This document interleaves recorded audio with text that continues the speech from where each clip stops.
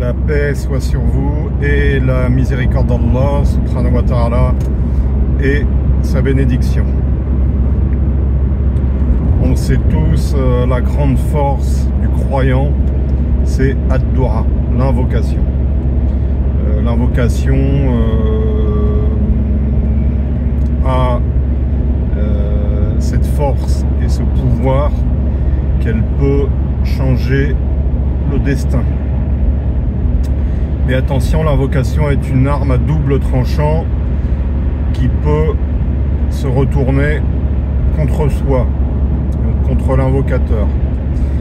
Et ce qui fait la différence dans l'invocation, comme pour toute chose d'ailleurs, c'est la niya, c'est l'intention avec laquelle on fait l'invocation. Aussi, si l'invocation a pour niya, a pour intention Allah, la recherche d'Allah, la satisfaction d'Allah, on est dans les clous. Si en revanche l'invocation a pour niya, a pour intention soi-même, sa petite personne, son confort personnel, ses biens matériels, là on est aux pâquerettes ou aux fraises, vous préférez, c'est en fonction de vos goûts. Invoquer Allah subhanahu wa ta'ala pour soi, pour sa petite personne, c'est une impolitesse, parce qu'on se moque carrément d'Allah et on se sert de lui pour satisfaire ses besoins et ses intérêts personnels, comme si Allah subhanahu wa ta'ala avait besoin de nous pour savoir ce qui est bon pour nous. Il nous a créés, il nous connaît mieux que nous nous connaissons nous-mêmes, donc il n'y a pas besoin de lui dire ce qu'il a à faire, il sait ce qu'il a à faire.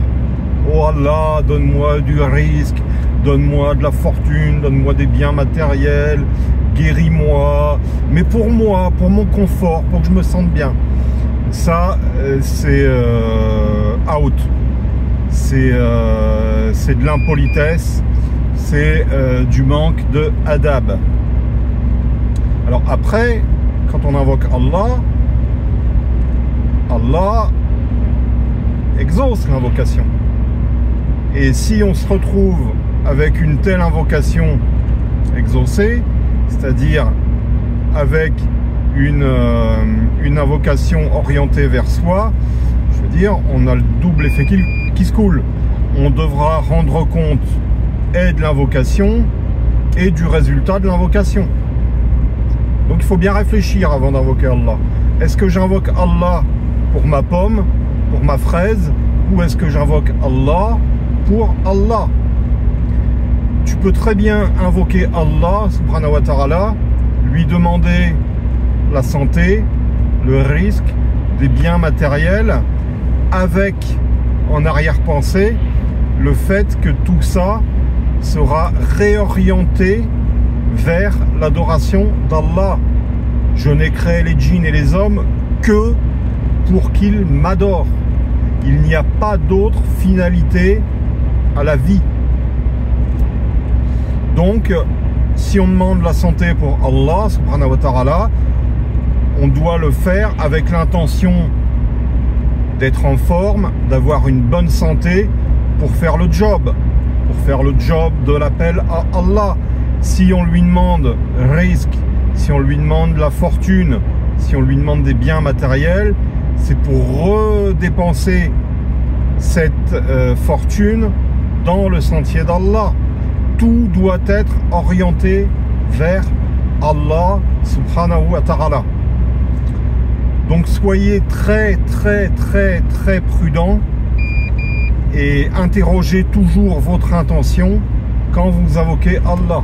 On est humain, on est faible. En situation difficile, on va se tourner vers Allah, et déjà rien que ça c'est louable, pour qu'il nous aide à résoudre le problème. Bon, après, si ce n'était que ça, c'est rien. Dans certaines situations de détresse, on peut comprendre que on soit pris de court et on se tourne vers Allah pour lui demander son secours. Mais si c'est fait froidement, si c'est calculé, si c'est vraiment par ego qu'on demande des choses à Allah, là c'est vraiment se moquer de lui et se payer sa tête. Voilà, Allah n'est pas l'instrument de nos petits besoins personnels et de nos petits plaisirs personnels. Allah, nous sommes ses serviteurs. Nous sommes là pour le servir et tout ce qu'il nous donne ne sert qu'à être redépensé pour lui, dans son sentier, dans sa voie. Voilà, donc c'était un petit rappel sur Ad-Doura, sur l'invocation. Merci de votre écoute. Barakallahu fikum wa jazakumullahu khayran. Subhana rabbika rabbil izzati amma yasifun wa salamun ala al-mursalin walhamdulillahi rabbil alamin. Assalamu alaykum wa rahmatullahi ta'ala wa barakatuh.